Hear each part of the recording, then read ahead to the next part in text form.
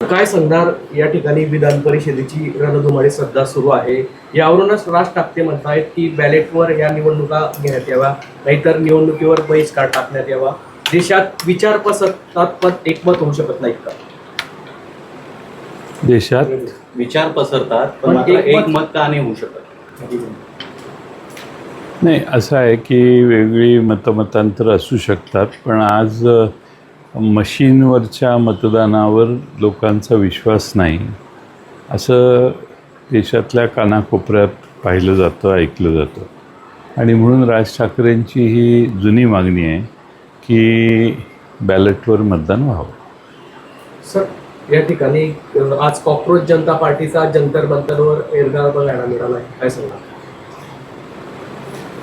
सगळ्या देशातले तरुण एकत्रित येत आहेत असं दिसतंय आणि परीक्षा पारदर्शीपणानं व्हाव्यात आणि परीक्षेमध्ये कुठेही वेगळा जो प्रकार पेपर लीक आणि बाकीच्या गोष्टीचा झाला तो होऊ नये ही मागणी त्यांनी हातात घेतलेली दिसते.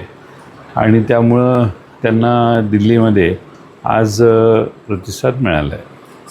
याच्यावरूनच फडणवीस म्हटलेले आहे की अराजकतावादी मनसुबे उघड झालेले. फडणवीसांनी या आंदोलनावर टीका केली. नाही, तर एक तरुण अमेरिकेहून आला, त्याने आंदोलन केलं.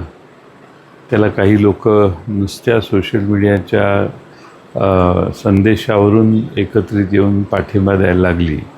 मला वाटतं की लोकभावना आहे आणि त्या बाबतीत सरकारने देखील तेवढी गांभीर्याने दखल घेतली. ते तुमच्या ज्या काही त्रुटी आहेत व्यवस्थेच्या त्या सुधारायचा आग्रह करत आहेत. ते काही तुमचं सरकार बदला म्हणून आज म्हणत नाही आहे. त्यामुळं त्याची योग्य नोंद घेऊन सरकारने दुरुस्त्या करणं गरजेचं आहे. सर, विजय वडेट्टीवार असतील, संजय राऊत असतील, यांचं असं म्हणणं की विधान परिषद निवडणुकीमध्ये मोठा गुन्हेबाजार होतो. विजय वडेट्टीवारांनी तर थेट आरोप लावला आहे की 5-5 लाख रुपये देऊन, 2-2 लाख रुपये देऊन आमचे नगरसेवक पळवले जात आहेत. काय आहे की विधान परिषदेच्या या निवडणुका हात वर करून पाहिजेत. त्या गुप्त मतदानाने ठेवल्यामुळे अनेक फायदे झालेले आहेत आणि त्यामुळे हात वर करून मतदान होणं जास्त गरजेचं आहे. सर, सध्या विधान परिषदेची निवडणूक चालू आहे, मात्र जळगाव आणि नाशिक खूप मोठं चर्चेत आलेलं चित्र पाहायला मिळतं आहे. गिरीश महाजनांना कुठंतरी बंडखोरीवर अपयश मिळतं आहे, बंडखोरी जे उमेदवार आहेत त्याच्यावरती, आणि युतीमध्येच रस्सीखेच पाहायला मिळतं आहे.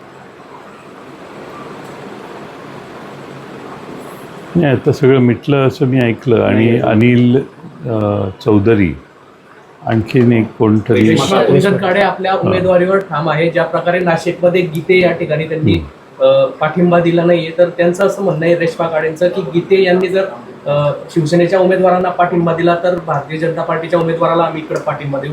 त्या निवडणूक लढण्यावर ठाम आहेत. अजून कुठेही ते प्रकरण मिटलेलं नाहीये.